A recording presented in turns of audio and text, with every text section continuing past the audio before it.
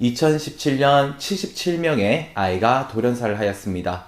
심지어 미국에서는 2,000명 남짓의 아기가 매년 돌연사 증후군 때문에 사망하고 있습니다.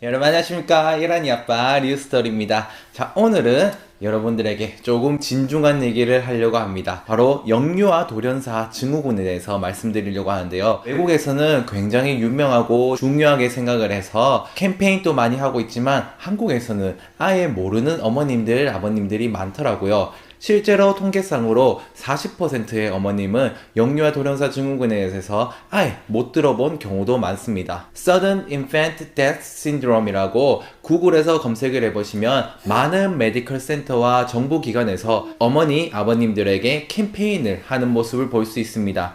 하지만 네이버에서 역류와 돌연사 증후군이라고 치시면 공식적인 자료는 잘 찾아볼 수 없는데요. 한국에서는 실제로 100명 남짓의 아기가 돌연사를 하고 있고요.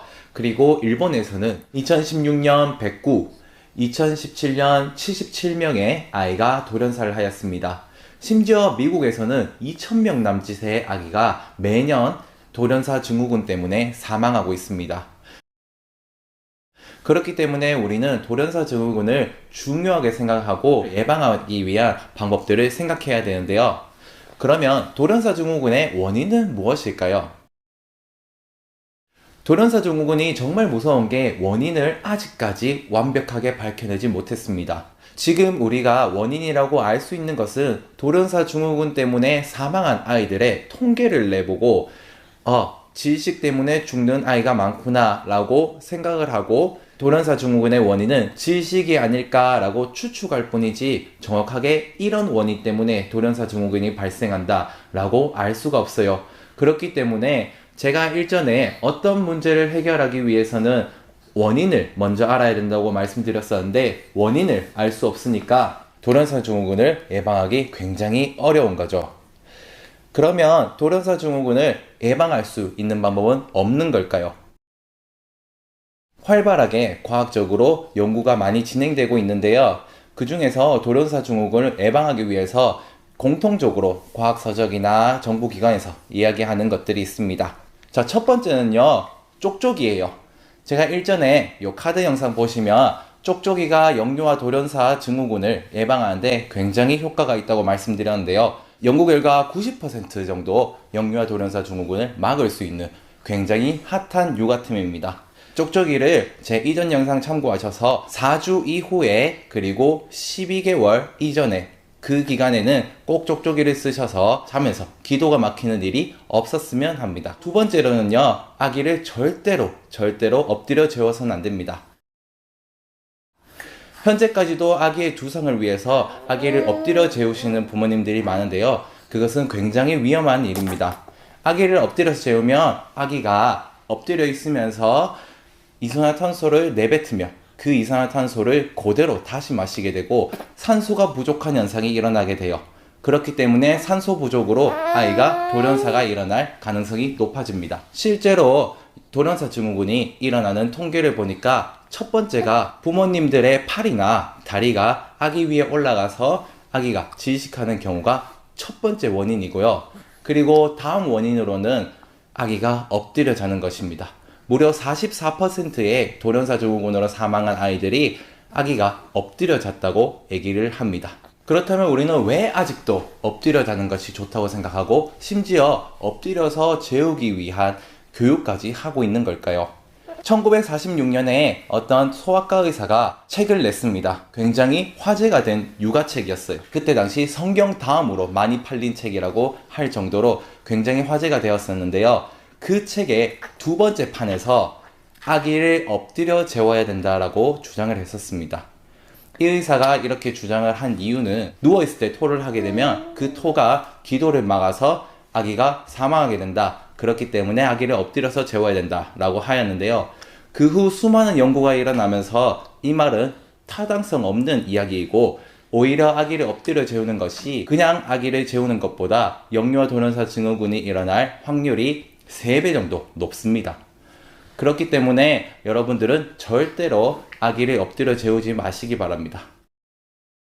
자, 여기까지 인터넷이나 서적에서 찾을 수 있는 지식들인데요. 여기까지만 본다면 여러분들은 뉴스토리를 볼 필요가 없겠죠. 아기를 엎드려 재우지 말라라는 것을 현실적으로 한번 생각을 해봤습니다. 제 지난 영상 보시면 따로 재우기 영상이 있는데요. 거기에 보시면 제가 계속해서 아기를 엎드리지 않기 위해서 베개를 이불로 감싸고 세팅하는 모습을 보실 수 있을 겁니다. 보세요. 이렇게 되면 비싼 뒤집기 쿠션을 사지 않아도 이렇게 뒤집기를 충분히 방지할 수 있어요. 절대로 엎드려서 재우지 않기 위해서였는데요. 이제 6개월이 지나고 나니까 이제는 그 턱까지 넘기고 엎드릴 수 있는 힘이 생겼어요. 그런 장치들도 다 필요가 없어진 거죠. 이 시점에서 우리는 어떻게 해야 될까요? 이 시점에서 우리는 아기가 놓으면 바로 뒤집어요. 바로 뒤집고 이렇게 뒤집기를 굉장히 좋아하는데요. 잠 중에 이렇게 뒤집게 되면 아기에게 굉장히 위험해요. 그렇기 때문에 우리는 되짚기를 가르쳐 줘야 됩니다. 되짚기를 가르쳐 주기 위해서는 아기에게 보통 이렇게 들어서 바로 이렇게 뒤집어서 뒤집지 마 이렇게 말을 하실 텐데요. 이게 아니라 아기가 뒤집는 방향으로 아기를 살살 이렇게 천천히 되짚는 과정을 아기에게 보여줍니다.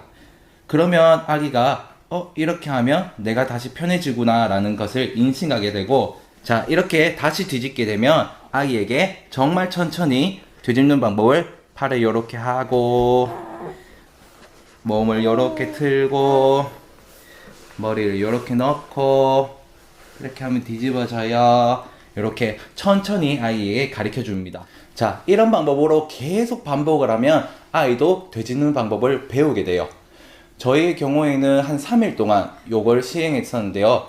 곧장 되짚는 방법을 배우게 되더라고요. 길게 잡아서 한 10일 정도 잡으시고 꼭 낮에 부모님이 케어를 할 수 있는 순간에 계속 아이에게 되짚는 방법을 알려주시면 됩니다. 이렇게 뒤집기를 하고 되짚기를 배우는 순간에는 여러분들이 모니터링을 계속 해주는 게 좋을 것 같아요. 이때는 굉장히 위험한 순간이거든요.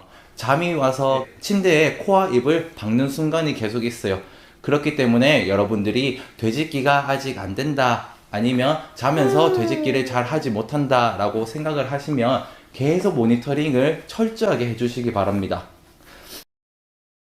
정리하겠습니다. 역류와 돌연사 증후군, 여러분들이 잘 모르고 있었더라도 굉장히 중요한 것입니다. 실제로 미국에서는 2,000명의 아이가 매년 돌연사하는 심각한 문제입니다.